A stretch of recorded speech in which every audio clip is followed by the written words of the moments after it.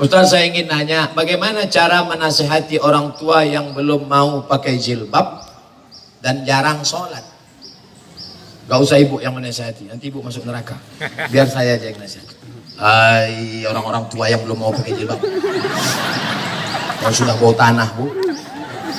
Cacing tanah, kalau kau lewat, sudah lama cacing tanah mencium baumu. Hai Bronis. Hai Bolu. Hai Apam.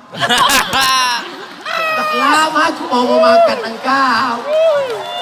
Tapi karena Allah masih sayang sama engkau, kenapa kau belum mati juga? Karena Allah masih ingin engkau bertaubat, beramal, sholat dan menutup aurat.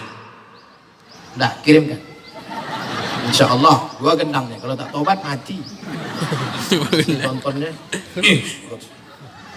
Langsung dia taubat.